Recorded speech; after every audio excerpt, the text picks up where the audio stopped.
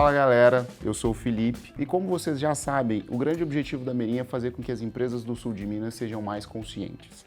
E para uma empresa ser mais consciente, ela precisa ter um propósito. E propósito é a mudança que a gente faz no mundo. Para a gente ter um propósito muito claro na nossa vida, é importante que a gente tenha referências muito diferentes também. E é para isso que a gente está se propondo a mudar o papo, a conversar com profissionais que tragam para a gente essas referências diferentes. Hoje eu estou aqui com a Mari. Tudo A bem, Mari, gente? de forma muito particular, antes até dela se apresentar, eu queria fazer aqui um depoimento. A Merim está fazendo 1 ano de existência agora no começo de 2020 e a Mari ela foi talvez um dos grandes presentes que a gente teve nesse 1 ano, porque ela foi muito parceira desde o início, esteve com a gente como mentora do nosso trabalho, mentora dos nossos clientes e é um prazer recebê-la hoje. Ah, eu que agradeço. Nossa, fico lisonjeada com tantos elogios, assim, né? Na verdade, a gente só deu as mãos, assim, né? Para mim é um grande prazer, assim, até nem entendo como ter sido uma mentora, acho que foi uma parceria, assim, boa para ambos os lados e eu acho que eu aprendi muito mais do que pude contribuir, assim, sem dúvida. Ótimo. A gente vai começar, como já é de costume, contando um pouquinho da história da Mari. E aí, Mari, como a gente sempre faz, isso funcionou, então assim, se não funcionar, a gente corta, então não se preocupa. Tá. A gente sempre faz a história de trás para frente. Conta quem é a Mari hoje e tenta fazer uma linha histórica até quando você começou a sua carreira em vendas. Tá.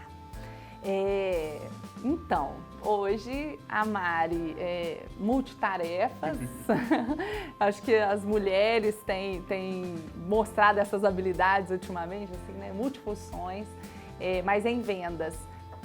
Eu atuo na Rede Mais, na Record TV, que é afiliada Sul de Minas, Norte de Minas e Zona da Mata. Atualmente como executiva de contas, que nada mais é do que vendedora. A gente vende mídia, a gente vende soluções em mídia televisiva para os nossos clientes. Se eu voltar um pouquinho no tempo, há um pouco mais de 2 anos atrás eu também estava atuando nessa área, porém em outra emissora, como executiva também, fiquei quando a gente se conheceu. Já são o quê? Uns 5 mais 2, 7 anos, né? Que a gente já se conhece no mercado aí publicitário.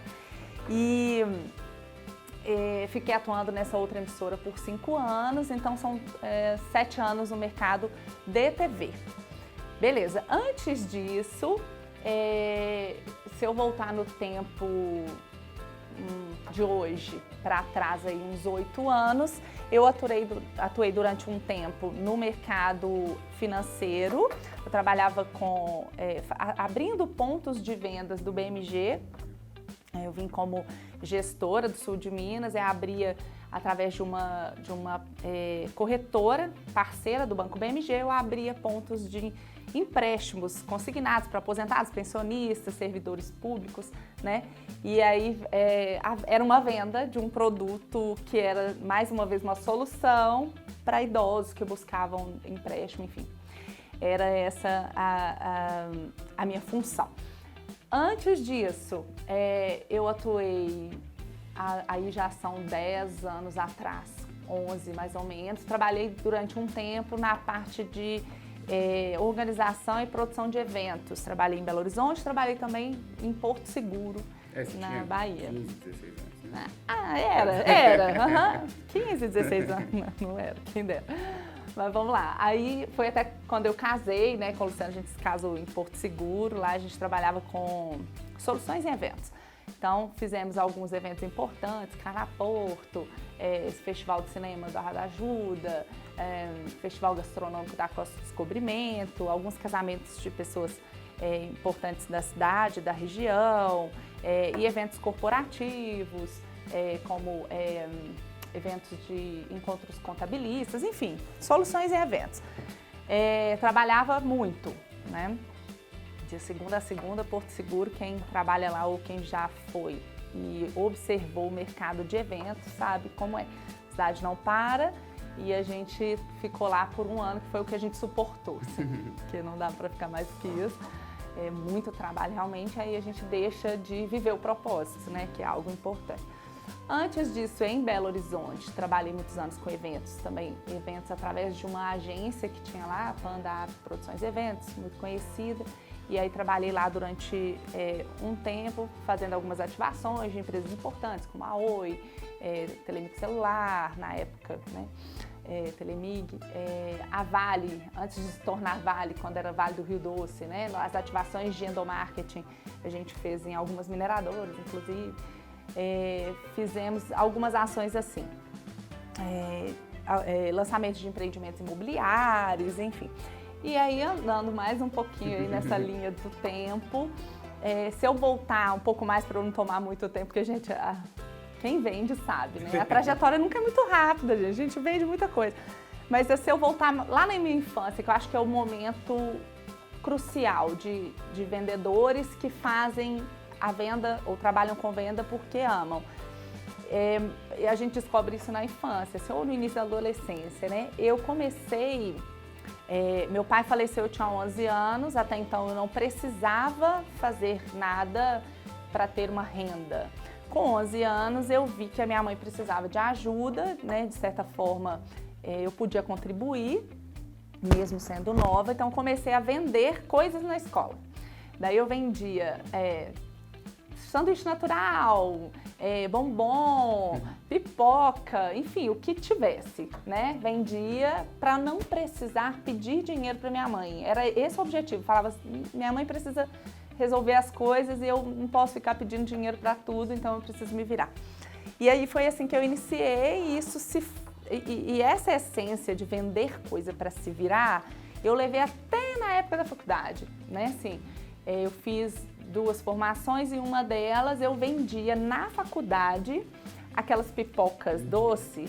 A gente não pode falar o nome, mas assim, vamos fingir que a gente não tá ganhando para falar isso, mas a pipoca aritana, né? Ela em Belo Horizonte é conhecida como aritana.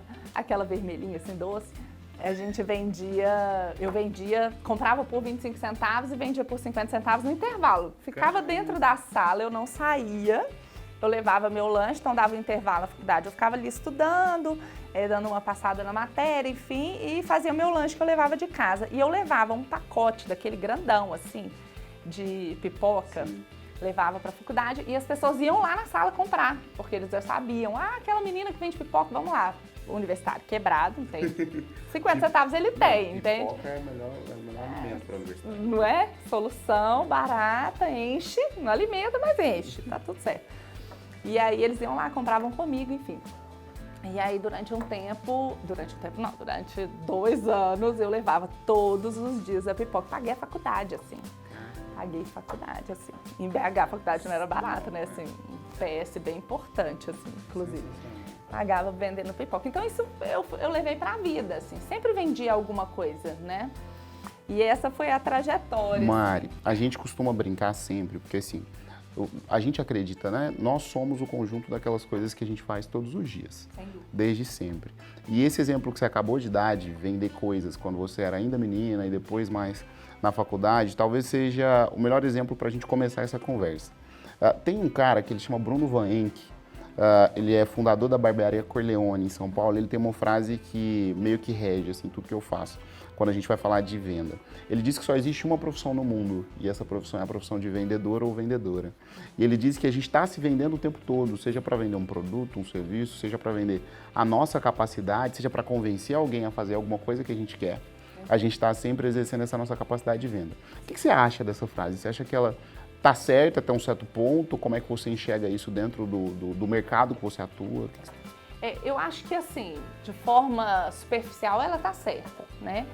Mas depende do que a gente chama de vendedor, eu acho, assim. Existe o vendedor de alta performance, aquele vendedor que faz isso para se sustentar e faz isso por amor e ele busca ser melhor a cada dia para buscar melhores resultados em vendas todos os dias. E existem as pessoas que vendem dessa forma, né? A gente respira a venda, algumas pessoas falam, eu não nasci para ser vendedor. Vendedor tem que nascer para ser vendedor.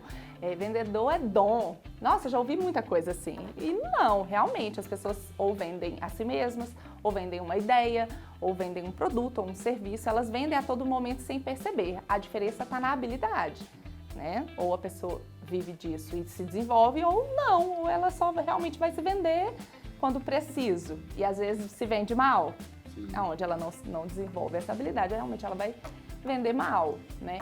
Mas sim, em partes acredito que seja uma verdade, assim. Muito legal. Tem uma coisa que a gente sempre diz também. Existe uma diferença muito clara entre você vender por vender e você vender com um motivo, você vender com um porquê. E a gente chama esse porquê de propósito. A gente até abriu a conversa falando disso, que propósito na nossa visão de mundo é a interseção entre paixão, talento e capacidade que a gente tem com a necessidade de uma outra pessoa. Sim. O propósito é sempre para fora. Sim. Mas eu queria ouvir de você mesmo, até porque te conhecendo eu sei que tudo que você faz com muito motivo, você faz com muito porquê. Sim. O que é propósito para a Mari hoje? É aquilo que me faz sair de casa, assim. É o porquê eu levanto e o porquê eu busco os meus objetivos. Isso para mim é o propósito. E eu acho que o propósito, ele não até que a pessoa defina isso a longo prazo, ele pode ser um a cada momento na vida, né? Então, quando eu era novinha, quando eu era criança para adolescente, o meu propósito era não pedir dinheiro para minha mãe, não precisar incomodá-la ou sobrecarregá-la com um custo, enfim. Esse era o meu propósito.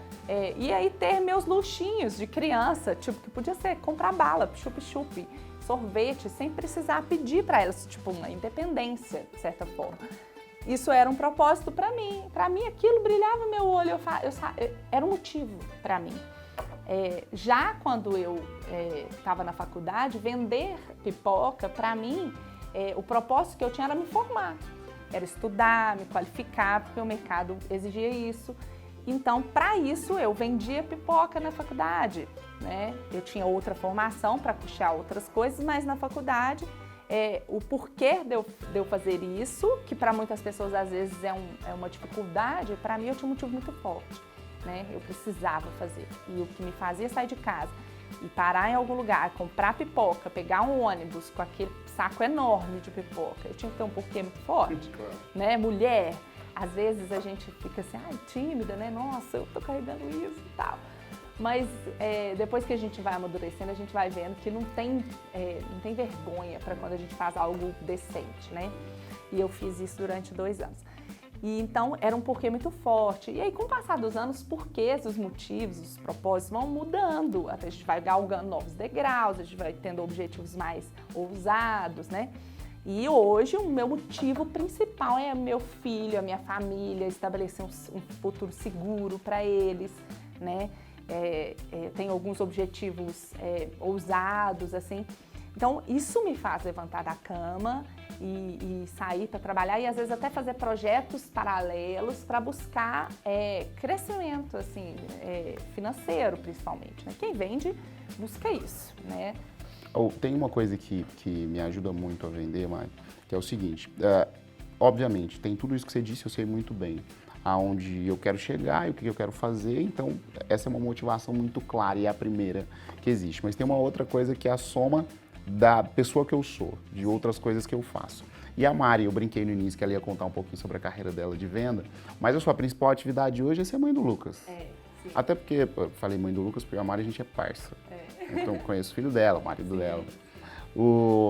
Mas me explica hoje, o quanto isso de ser mãe, de cuidar do Lucas, de ter ele como seu motivo principal, te ajuda a vender melhor. Porque eu sei que as pessoas compram a Rede Mais, compram tudo que você vende pela Mari mesmo. Sim. Elas compram primeiro a Mari e depois a solução que está por trás da Mariana. Me explica hoje, o quanto você acha que isso te ajuda? Cara, isso, assim, acho que vai num pilar dos que eu acredito ser essencial para não só o executivo, assim, ou um empresário que está à frente de um projeto, mas dos vendedores, assim, de alta performance, que buscam realmente estar acima da média, assim, o desenvolvimento humano. Por que eu quero falar disso, assim? Porque o Lucas diretamente está relacionado a essa busca minha. Quando a gente não tem filho, a gente não se preocupa muito em ser, a gente se preocupa em ter, né? Eu quero ter isso, aquilo, aquilo outro. Quando a gente tem filho, é um marco, assim, acho que principalmente para as mulheres. Alguns homens vivem isso, eu posso falar que eu sou uma felizarda, assim, né? Porque o Luciano, ele tem isso enraizado nele também, de ser um bom pai, de melhorar, enfim. Mas não são todos, a maioria das vezes acontece com as mulheres, né? E aí, o nascimento do Lucas realmente foi um marco para mim na busca de me desenvolver. E isso afeta diretamente a performance da venda, diretamente. Quando eu posso dizer que eu era uma vendedora antes do Lucas e outra depois do Lucas, sem dúvida, assim. A partir do momento que a gente busca ser melhor, desenvolver algumas habilidades humanas, a gente melhora o nosso desempenho, seja em qual área for. Se for em vendas, a gente acaba se destacando porque, assim, além de ter um motivo muito forte para exercer, a gente tem para se desenvolver. Então, eu vejo que na minha vida, assim, o Lucas foi um marco por isso. Então, eu estudo comportamento humano e isso diretamente afeta, né, compromete os meus resultados. Então, eu consigo identificar através de movimentos, sabe aquela coisa do corpo fala? Sim. É muito isso. Então, assim, a gente vai estudando algumas coisas, algumas habilidades, alguns comportamentos e que na venda, né, na abordagem, a gente já consegue entender quando o cliente quer comprar, quando o cliente não quer comprar, quando alguma objeção é para te testar, quando essa objeção é para realmente entender um pouco mais do teu produto, enfim, alguns comportamentos que a gente consegue fazer uma leitura melhor a partir do momento que a gente estuda um pouco sobre isso, né? E assim vai. Acho que essa seria uma resposta, assim, né, do que eu vivi, do que eu vivo na prática, assim. Acho que isso não vai cessar, porque eu brinco muito com ele que ele vai ser meu eterno bebê, assim, porque mãe é assim, né, gente? A gente acha que as crianças crescem, mas a gente não aceita muito isso, não. Então, eu vou continuar essa busca, eu não tenho dúvida, assim, de me desenvolver e de melhorar, e isso vai refletir. Vamos lá, Mari. Eu tenho uma outra questão com relação às habilidades, assim. Tem algumas coisas que um bom vendedor, uma boa vendedora precisa desenvolver para fazer bem o seu trabalho. Uma delas, e uma que eu acabo me preocupando muito, é a questão de fazer boas perguntas, que eu acho que é ponto de partida, assim. Mas me diga outras. O que você acha que um bom vendedor, uma boa vendedora precisa ter para fazer bem o trabalho dele ou dela? Primeiro, amor pelo que faz, assim, essencial. Agora, as habilidades técnicas são infinitas, né? Assim, a gente pode um dia gravar um vídeo só disso, assim, e acho que seria insuficiente, né? Porque são muitas, realmente. Mas eu acho que a habilidade de ouvir e de focar na solução do problema do cliente, sabe? Em sanar a dor dele, porque todo cliente tem uma dor, é essencial. Né? Eu vejo muitos vendedores que na ânsia de vender pelo valor da venda, né? E não pelo propósito, e não pelo focado na solução do cliente, ele atropela as fases da venda, né? De uma venda bem feita. E que uma venda não só bem feita, mas que vai perdurar, porque fazer uma venda todo dia é fácil, manter é difícil. E a gente só mantém se o cliente tiver resultado.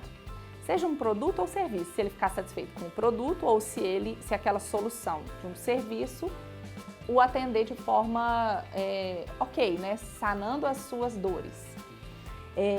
Então, eu vejo alguns vendedores, e aí a gente começa a ficar com o olho meio crítico, né? Às vezes, até quando a gente vai ser atendido por algum vendedor, que eles estão focados no seu dinheiro, né? Então, assim, um exemplo simples, né? Vou comprar uma blusa na loja. Se a vendedora precisa bater meta, hoje é dia 29, hoje é dia 30, ela precisa bater uma meta, falta R$200, por exemplo, para ela concluir, ela foca nos 200. E às vezes ela insiste para que você compre uma blusa que você não quer, mas ela não está preocupada em te atender da melhor forma e solucionar aquele seu problema, aquilo que você foi buscar, aquilo que você quer, que vai te fazer bem, que vai realmente sanar algo que você busca. Não, ela foca no número. E aí atropela tudo, não volta naquela loja, você sai insatisfeito, às vezes nem utiliza aquele produto que você comprou, enfim. Então, acho que principal é ouvir, por quê? Porque com certas perguntas que você faz, você vai caminhando para a venda. A venda, ela é só o final, é a conclusão, é aquele destino onde você vai chegar, porque o caminho é o mais importante, é onde você vai entender, né, o seu João.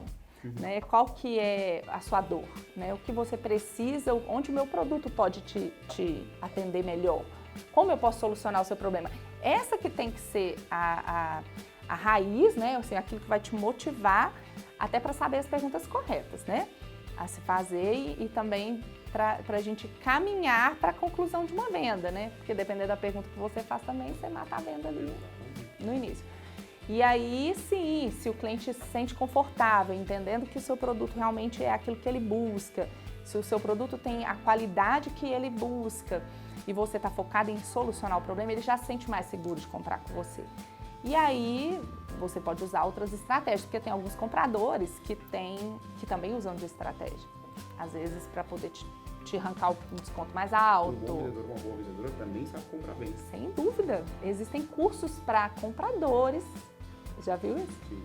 E tem muita empresa que tem setor de compras com profissionais mais qualificados do que o do setor de vendas. Assim, eu vejo isso visitando algumas indústrias, principalmente, assim, e é nítido que eles se preocupam muito mais em se formar enquanto profissionais do que vendedores, sabe? Isso até me incomoda um pouco, porque o mercado realmente está precisando de bons vendedores, pessoas que entendam que precisam estudar para se qualificar.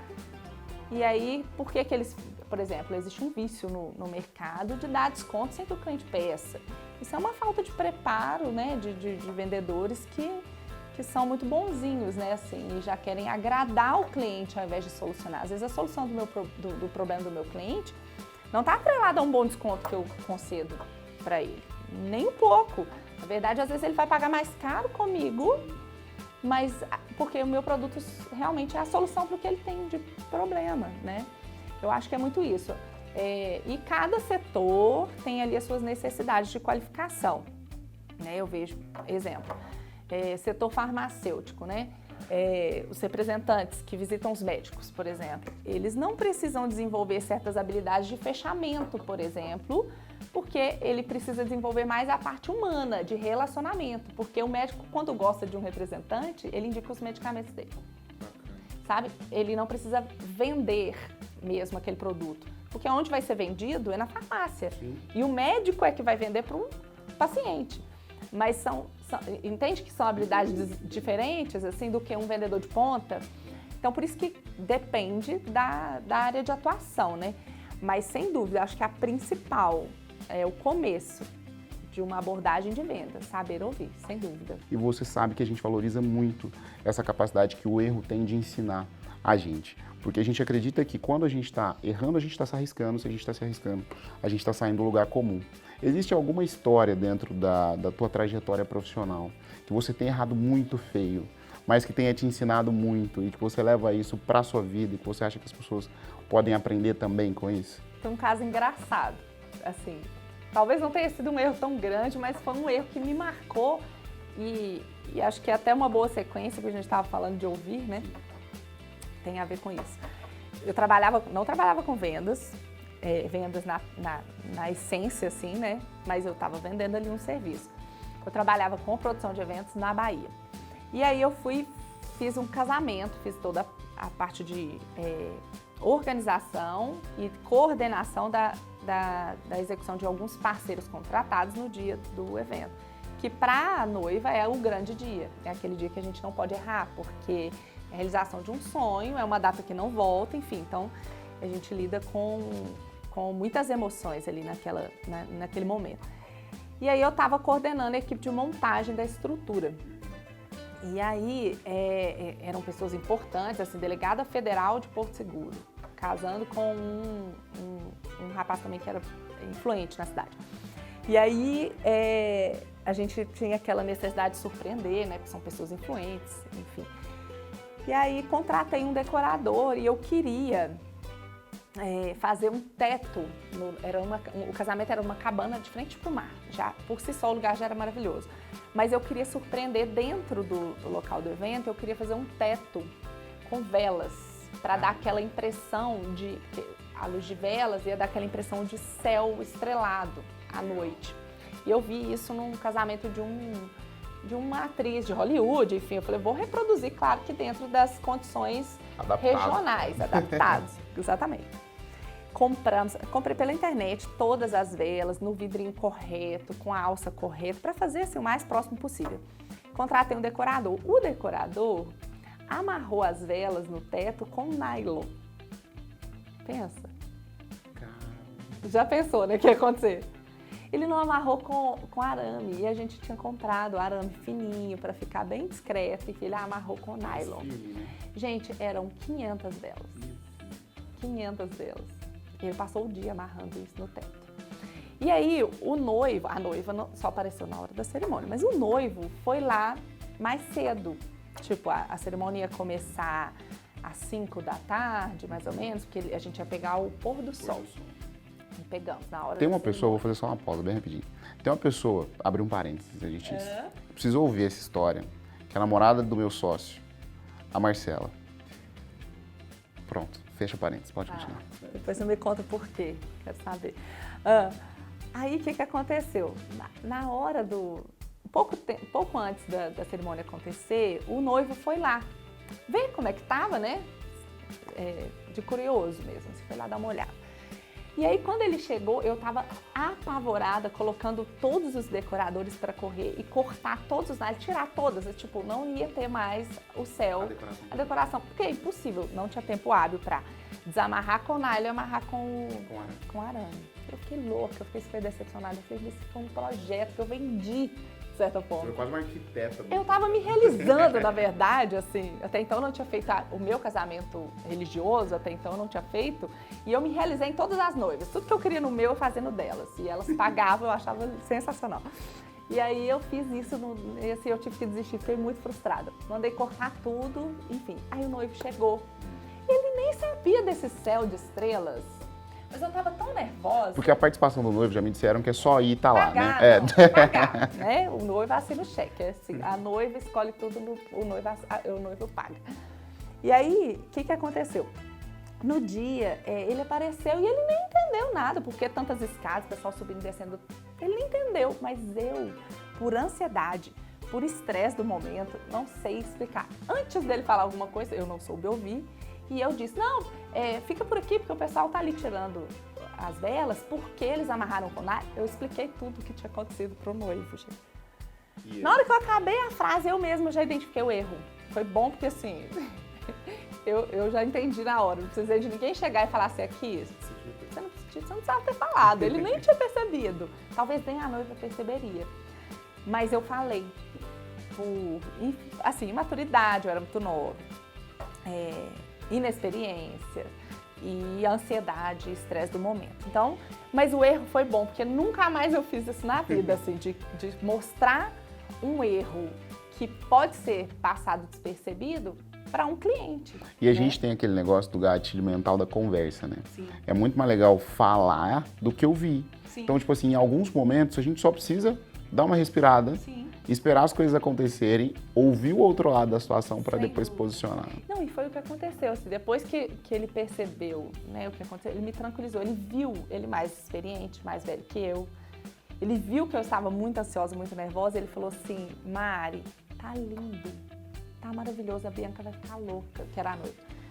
Tá maravilhoso. Aí eu ficava assim, será? Sabe aquela insegurança? E eu vi que eu tinha falado bobagem, né? Precisava ter dito aquilo. Aí eu falei, não, agora eu vou me calar e vou escutar. E aí ele passeou por todo lugar ali do evento e tal, e só falou assim, olha, eu queria que colocasse mais algumas tochas na areia e o resto tá perfeito.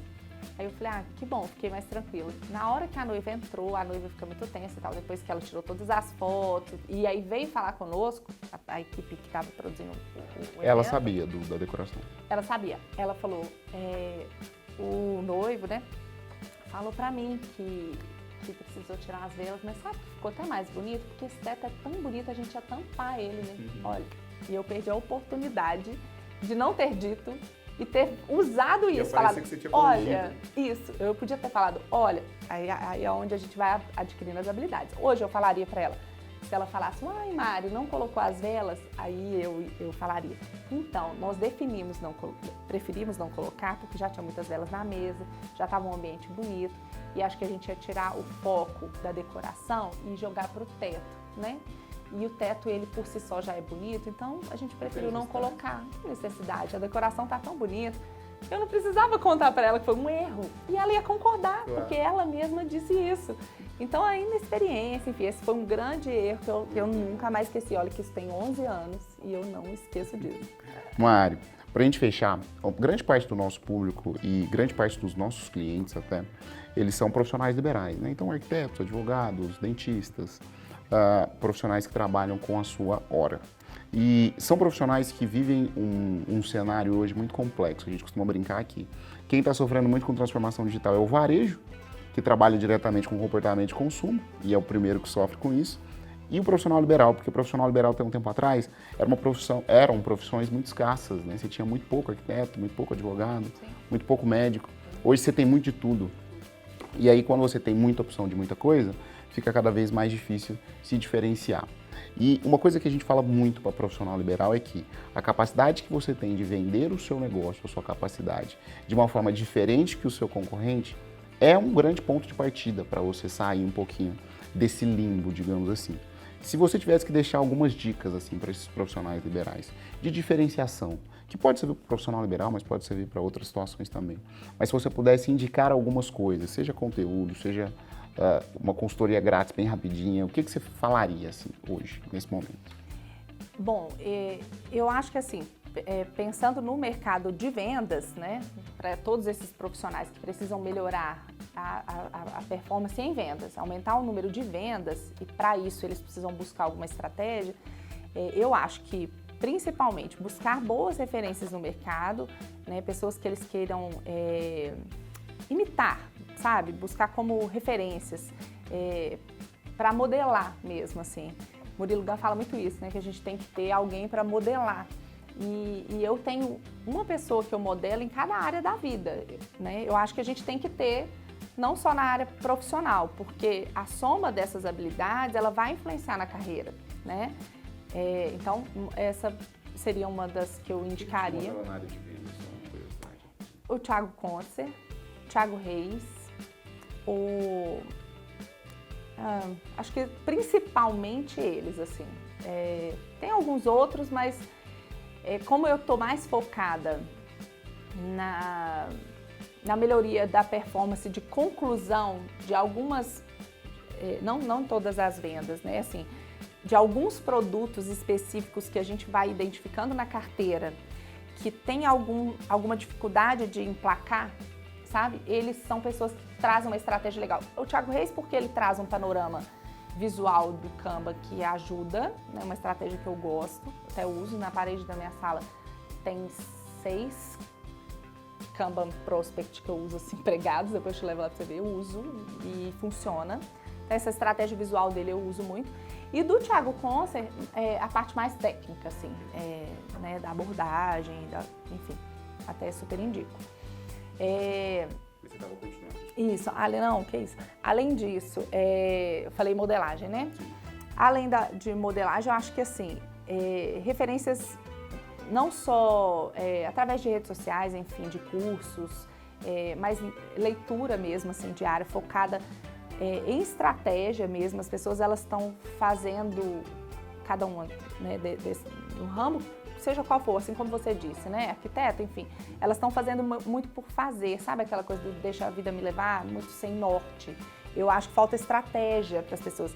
Elas saem de casa, às vezes até tem motivo para fazer, mas não tem estratégia, não sabe como chegar lá. Tipo, eu quero chegar, elas traçam uma meta, um objetivo, mas elas não sabem o que fazer no caminho, sabe?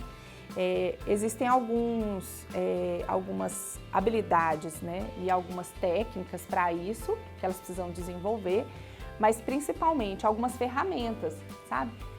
Aí cada área tem a sua, claro, né? Na minha eu uso Kanban, eu uso planilhas, eu uso um CRM bom, então tem que ter algumas ferramentas, cada um na tua área. E aí, Mari, depois de todas essas dicas técnicas que você deu, eu sei que tem muita coisa prática que você faz também que acaba ajudando muito, não só, como eu disse, os profissionais liberais, mas qualquer pessoa que tenha necessidade de estratégia de venda. E uma delas é um quadrante que você usa, e eu não vou aqui ser ousado o suficiente para dizer o que é, então vou deixar você explicar como é que funciona.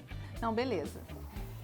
Na verdade, esse quadrante não é meu, é do Thiago Concer, é uma pessoa que eu modelo, e é um quadrante muito prático realmente para qualquer segmento de venda, seja de serviço, seja de produto, ele funciona muito bem. Então, vamos lá. A gente vai desenhar aqui, gente, um quadrante, um gráfico simples e vamos dividir em 4 partes, ok?